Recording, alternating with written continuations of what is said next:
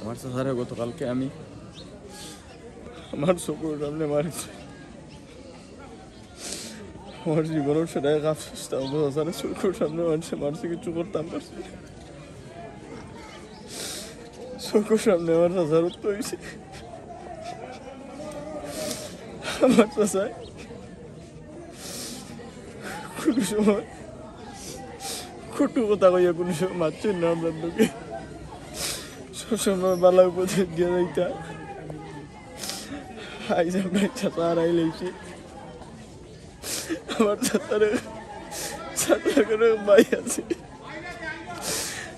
বাবা হারাই লেছি, আমি কিছু পাওয়ার নাই।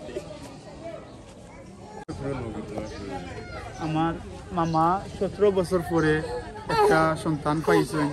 মেইন যে হত্যাকারী এই সৈয়দ জুয়েল আলী, সৈয়দ আজাদ আলী, সৈয়দ রেনেস আলী, সৈয়দ সম্মক আলী, সৈয়দ বিএস আলী, সৈয়দ মোহাম্মদ আলী বলাই, এইটা দিয়ে তাদের যে যারা আছে আর কি, তারা সব সৈয়দ জাবেদ আলী, সৈয়দ জাহাঙ্গীর আলী, সৈয়দ আবদার আলী, এরকম আর কি তাদের বাড়ির যা আছে আর কি, তারা মিলে আমার মামাকে পরিকল্পিতভাবে এই আগের এটা প্রিপারেশন তাদের ছিল, এই আমার মামাকে হত্যা করা হয়। মিশ্রা খান সাহেবের বাতিজা গতকালকে আমার চাচা এক সন্ত্রাসী হামলায় তার মৃত্যু হয়েছে। আমরা গভীরভাবে শোকাহত। আমরা এই চাচারে লইয়া কিছু খোয়ার নাই। খুব সাহসী এবং খুব পালায় একজন মানুষ আসলা, খুব মায়া করতো আমরা রে। এই বাড়ির মাঝে, এই বংশের মাঝে খুব সাহসী এবং জোরালো একজন মানুষ আসলা। কোনো সময় ফিস নামতা না। সবসময় আমরাও যে কোনো বিপদ আপদে বললে আমরা রাগ বইয়ে দিতাম, সাহস জুগাইয়ে দিতাম। আমার চাচারে যারা হত্যা করছে, আমরা গতকালকে অলরেডি 4 জনকে আমরা আটক করছি, পুলিশে আটক করে হয়েছে। আরও আসামি অলরেডি আমরা কুজিয়ার। বাট চাচা মারা গেছেন ঠিকই, বাট এগুলা চাচা আমরা হইতাম নাই। এক মিশ্রাব খান মারা গেছেন, মিশ্রাব খান আর জন্মিতা নাই। আমরা আসলে খোয়ার মতো কিচ্ছু নাই। আমার চাচারে গতকালকে আমি আমার চকুর সামনে মারিছে। আমার জীবনের সেটাই কাজ চাচারে চকুর সামনে মারছে কিছু করতাম পারছি না। চকুর সামনে আমার চাচার উত্তর হয়েছে। আমার চাচায় কোনো সময় কটু কথা কইয়া কোনো সময় মারছেন না আমরা লোকে। সবসময় বালা উপদেশ দিয়ে যাইতা। আইজ আমরা চাচা হারাই লেছি। আমার চাচার কোনো ভাই আছে,